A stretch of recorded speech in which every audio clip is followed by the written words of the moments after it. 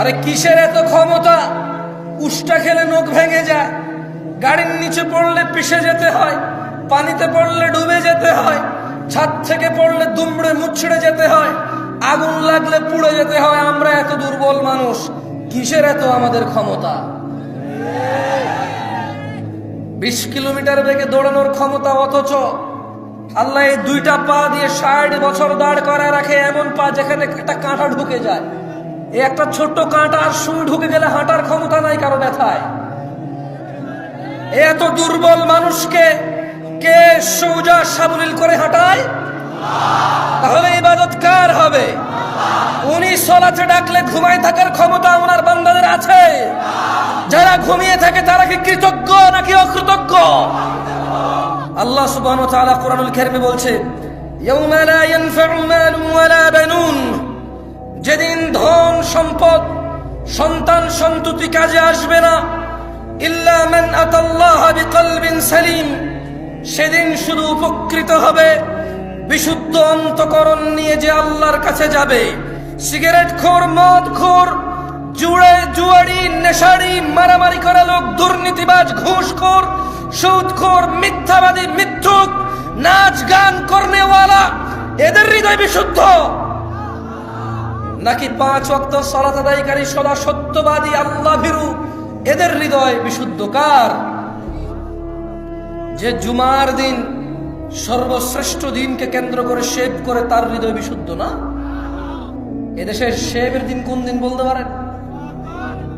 এদেশের শেভের দিন কোন দিন বলতে পারেন? বিয়ের দিন শুক্রবার, শেভের দিন শুক্রবার। এই দেশে সিনেমা নাটক রিলিজ হয় কোন দিনে বলতে পারেন? কেন? সবার বন্ধ, সময় আছে সিনেমা দেখবে, এই জন্য শুক্রবারে সিনেমা নাটক বের হয় এদেশে। রমাদানের পর ঈদ আসে, ইবাদাহ, কুরবানি আসে, ইবাদাহ।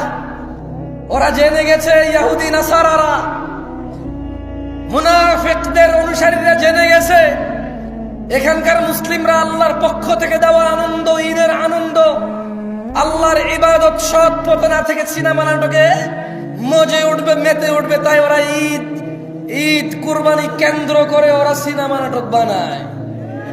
ওরা জানে সবার ছুটি, চাকরি নেই, বাকরি নেই, বেতন আছে।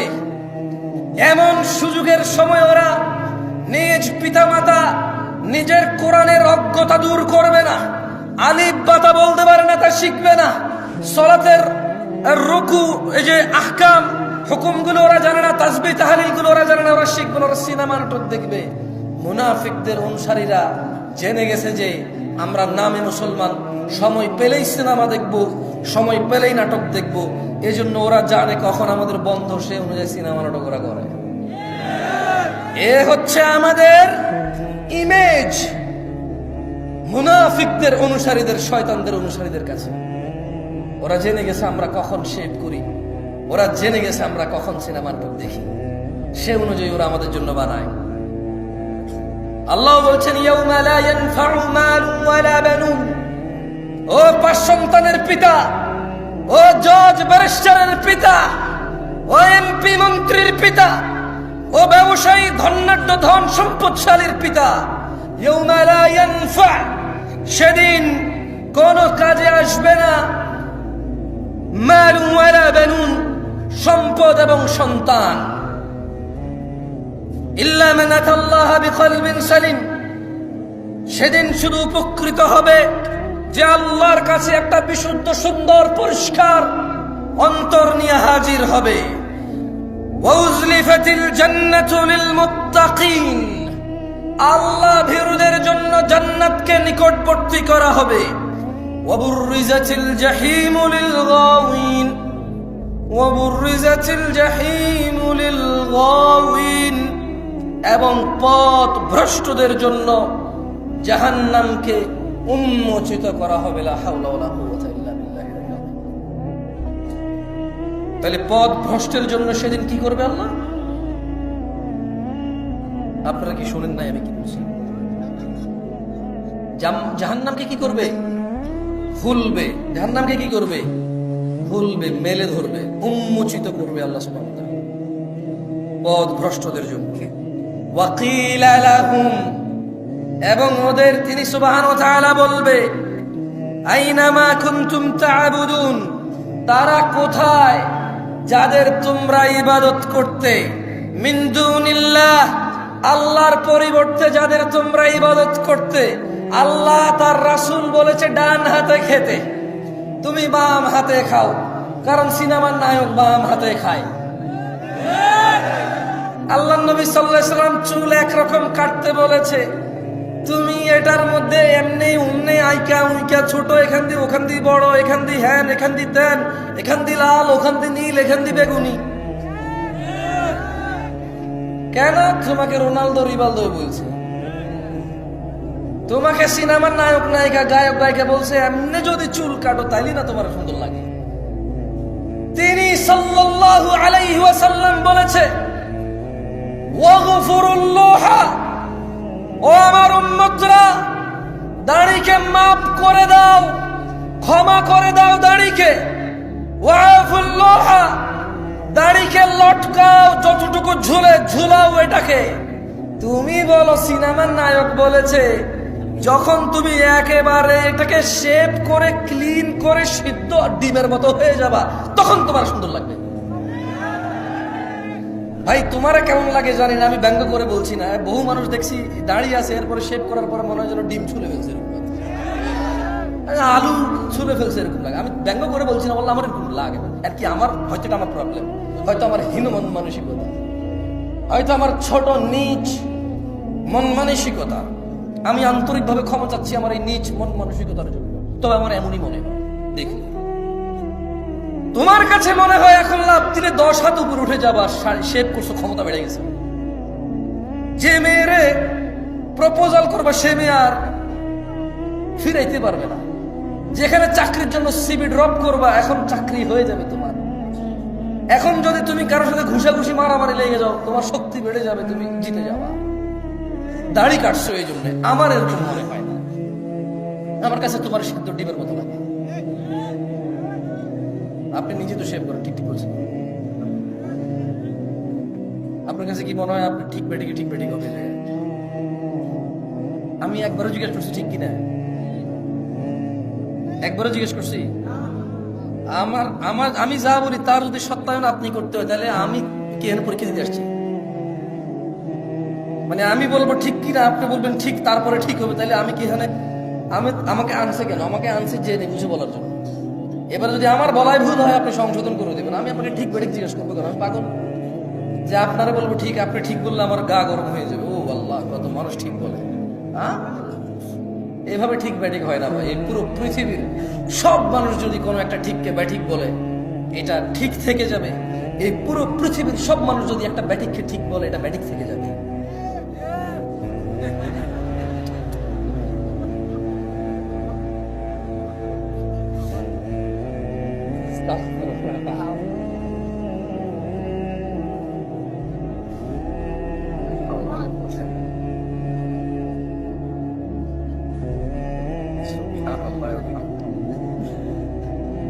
আচ্ছা, আমি 2-3 বার ঠিক কিনা জিজ্ঞাসা করবো, আপনারা জবাব দিবেন। তাইলে আশা করি মনের ভিতরে যেটা এতক্ষণ না বলতে পারার কষ্টটা চলে যাবে। ঠিক কিনা? ঠিক কিনা? ঠিক কিনা? কি ঠিক? এই দেশে ঠিক কিনা বলার পরে যে ঠিক বলে সবাই, এটার কোনো ঠিক থাকা দরকার নেই। এই ঠিক কিনাটাই ঠিক, বুঝছেন? কোন সাবজেক্ট হওয়া লাগবে না। ঠিক কিনা এটাই একটা সাবজেক্ট, এটাই ঠিক। এবং ধরেন আমি বলি আমাদের অবস্থা এমন, আমি দেখলাম যে ধরেন এক্স ওয়াই রে ঘুষি দিছে, আমি বললাম জেড এটা দেখছি। এক্স ওয়াই রে ঘুষি দিছে, আমি জেড দেখছি। এখন এক্স আইসা যখন আমার বলো যে জামশেদ ভাই কোন জীবনে বেয়াদবি দেখছেন না? আপনাদের সাথে কোনোদিন বেয়াদবি করছেন না? আসলে ভাই আমি পারছি না, আমি দেখিনি। আমার বিচারক মানছে তো একদম জীবন আমার সাথে বেয়াদবি করে নাই। আপনাদের সামনে জীবনে বেয়াদবি করছি কোনোদিন 2 কথা হয়েছে ভাই? কোন ভাই এগুলোকে যখন যখন ফুলাই আমার সাক্ষী মানে না আসলে বেয়াদবি করেন না। তো এগুলো হচ্ছে আমাদের মানে একেবারে রক্তে মিশে গেছে জিনিসগুলা। অন্যায় দেখার পরও যখন আমার বিচারক মানা হয় আমি বলি না, ছেলেটা তো সম্মান করছে আমার। মানে সিগারেট আল্লাহর সামনে খায়, কার সামনে খায়? আল্লাহর সামনে খায়, এটাতে বেয়াদবি নাই। বলে ছেলে খুব ভালো, জীবনও বেয়াদবি করে নাই, জীবন সিগারেট খায় মনে হয়।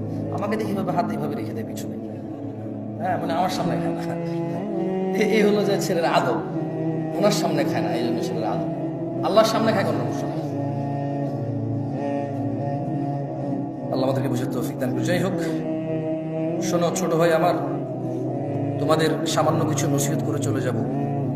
আমার প্রাণ প্রিয় দিনী ভাই, আল্লাহ সুবহানাহু ওয়া তাআলা আমাদের সৃষ্টি করেছেন সুন্দরতম অবয়বে, এবং তিনি যেভাবে চেয়েছেন ঠিক সেভাবেই তিনি আমাদের সৃষ্টি করেছেন।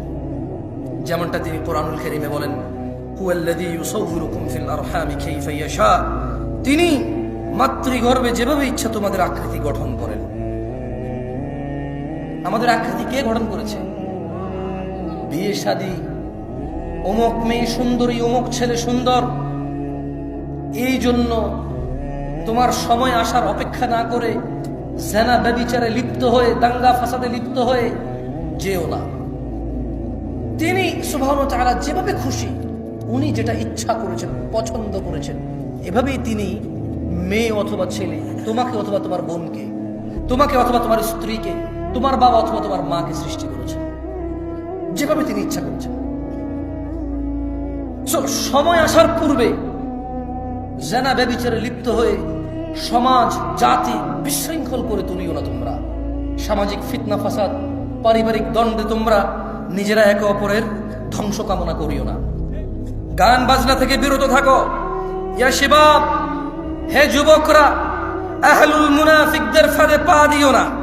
তারা চায় তোমরা গান বাজনায় মেতে থাকো, অথচ আল্লাহ সুবহানাহু ওয়া তাআলা সূরা লুকমানে বলেন, ومن الناس من يشتري لهو الحديث ليضل عن سبيل الله بغير علم ويتخذها هزوا أولئك لهم عذاب مهين। আর মানুষের মধ্যে কেউ কেউ আল্লাহর পথ থেকে বিচ্যুত করার জন্য অসার বাক্য কিনে নেয় জ্ঞান ছাড়াই, এবং আল্লাহর দেখানো পথ নিয়ে ঠাট্টা বিরূপে মেতে ওঠে। তাদের জন্য রয়েছে অবমাননাকর শাস্তি। রাসূল সাল্লাল্লাহু আলাইহি সাল্লাম বলেন, আমার উম্মতের কিছু লোক মদের নাম পাল্টিয়ে তা পান করবে। তাদের সামনে গায়িকারা বিভিন্ন বাদ্যযন্ত্র সহকারে গান করবে। আল্লাহ তাআলা তাদের ভূগর্ভে বিলীন করে দেবেন এবং কিছুকে আকৃতি বিকৃত করে দেবেন। ইয়া শিবাব, গান বাজনা থেকে বিরত থাকো। আহলুল মুনাফিকরা চায় তোমরা তোমাদের সুন্দর জীবন ও যৌবন গান বাজনায় মেতে উঠে, গান বাজনায় ভুলে গিয়ে নিজেদের ভবিষ্যৎ, নিজেদের দ্বীন, আখলাক, চরিত্র, নিজেদের জীবনের গুরুত্ব, যৌবন তোমরা বিসর্জন দাও। তারা চায় তোমরা, তারা যেভাবে নাচে সেভাবে নাচো, যেভাবে নাচায় সেভাবে নাচো। তোমরা তাদের অ্যালগরিদমে চলে আসো। তারা আজকে এই গান, কালকে ওই গান, আজকে এই সিনেমা, কালকে ওই সিনেমা, পরশু অমুক সিনেমা চলে আসছে, আসতেছে, আসবে, বানাইছে, বানাবে, বানাতে পারে। তোমাদের একটা চক্রের ভিতরে তারা রেখে দিয়েছে। ইয়া শিবাব, হে যুবকরা, আহলুল মুনাফিকদের ফাঁদে পা দিও না। তার চেয়ে তারা চায় তোমরা নেশায় মত্ত হয়ে তোমরা তোমাদের জীবনটাকে জাহান্নামের দিকে ঠেলে দাও।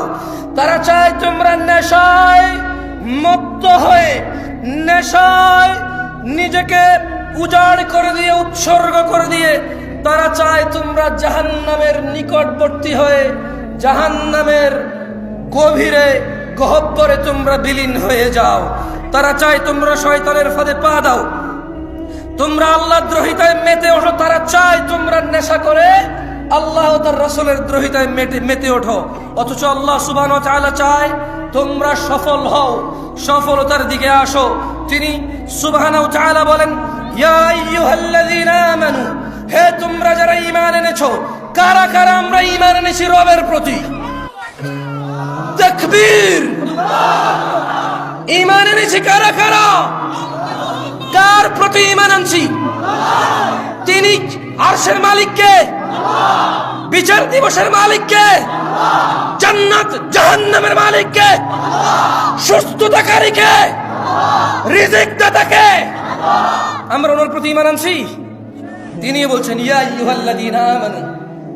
তাহলে আমাদেরকে বলছেন, যারা আমরা ঈমান আনছি সবাইকে বলেন।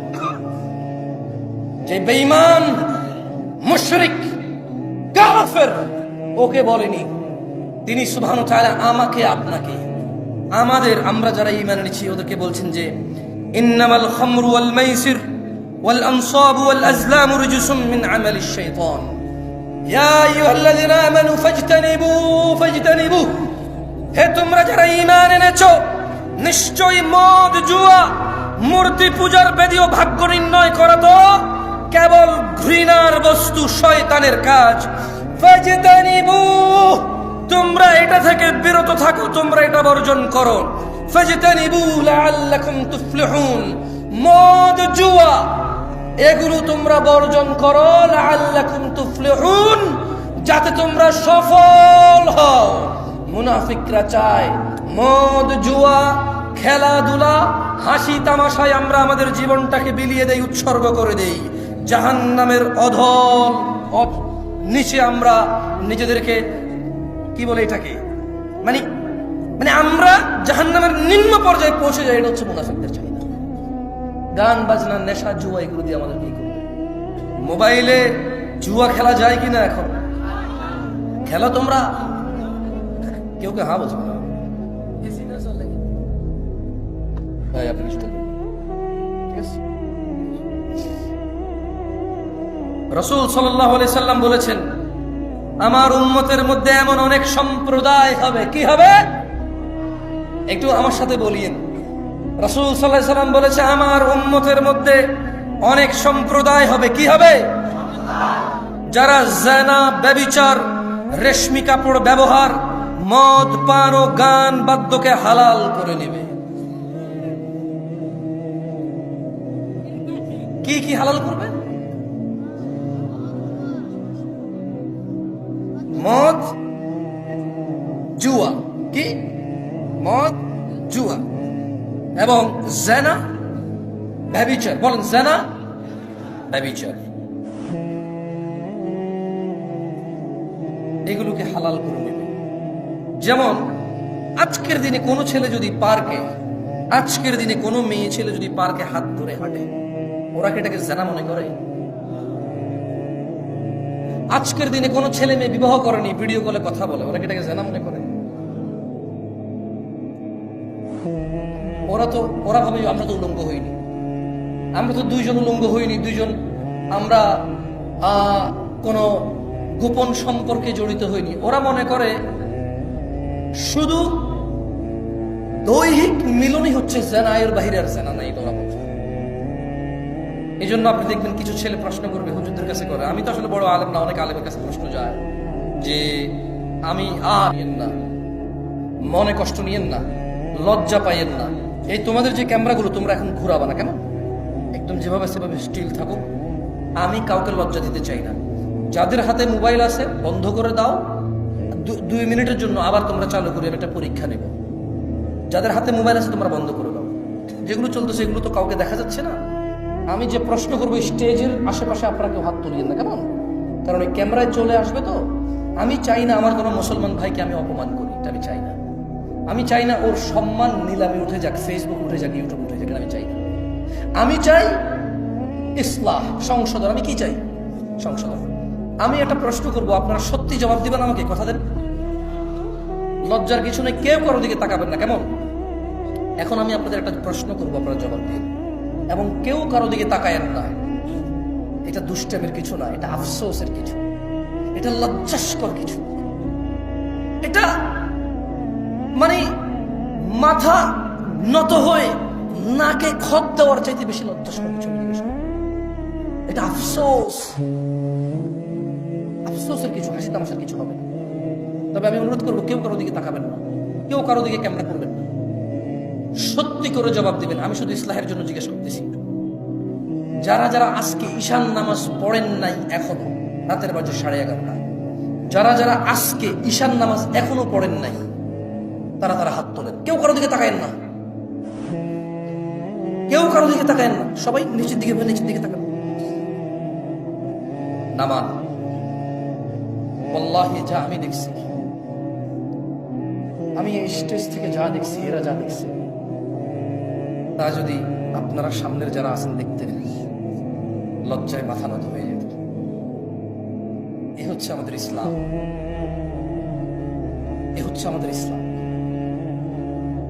বাবার লজ্জা করে না তার ছেলে বেনামাজি, শ্বশুরের লজ্জা করে না তার মেয়ের জামাই বেনামাজি, মেয়ের জামাই লজ্জা করে না শ্বশুর বেনামাজি, বড় ভাইয়ের লজ্জা করে না ছোট ভাই বেনামাজি, ছোট ভাইয়ের লজ্জা করে না বড় ভাইয়ের সামনে বেনামাজি। সমাজের চেয়ারম্যান মেম্বার নামাজ চলা অবস্থায় তার জনগণের সামনে সে বেনামাজি অবস্থায় বসে থাকে, অথচ সে জনপ্রতিনিধি। বিচারকের লজ্জা করে না ওই সম্মানজনক জায়গা থেকে সে বেনামাজি। বিবাহের মধ্যে দোষের মধ্যে আসে না যে ছেলে নামাজ পড়ে না, এখানে বিবাহ দেওয়া যাবে না, এটা দোষের মধ্যে পড়ে না। এদেশে ব্যবসা বাণিজ্যের পার্টনারশিপ করার জন্য, চাকরি বাকরি করার জন্য সলাতি ছেলেকে গুরুত্ব দেওয়া হয় না, কারণ এদেশের মানুষ বলে বোরখার ভিতরে শয়তান বেশি, নামাজেরই বেশি। ও নিজে নামাজ আদায় করে না, তো এই জন্য এটা বলে, অথচ ও জানে না খারাপ আমরা সবাই মুশরিক ও গুনাহগার। খারাপ আমরা সবাই মুশরিক ও গুনাহগার, এটা এক বিষয়, আর মুসলিম ও গুনাহগার এটা আরেক বিষয়।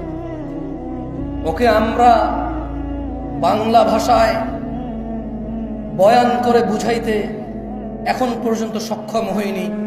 গুনাহগার মুসলমান আর গুনাহগার মুশরিক দুটার মধ্যে আসমান জমিনের পার্থক্য আছে। গুনাহগার মুসলমান আল্লাহ শাস্তি দিবে অথবা শাস্তি দেবে না, ক্ষমা করবে, কার ইচ্ছা? আল্লাহর ইচ্ছা। জান্নাতে যাবে, শাস্তি পেয়ে হয়ে যাবে।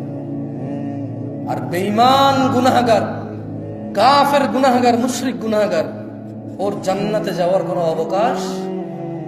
অবকাশ নেই। সালাত, নামাজ যে মধ্যখানের অন্তরায়, নামাজ যে মধ্যখানের অন্তরায়, এটা ওকে আমরা বুঝাইতে ব্যর্থ হয়েছি। ও সালাতকে সাপ্তাহিক অনুষ্ঠানে পরিণত করেছে।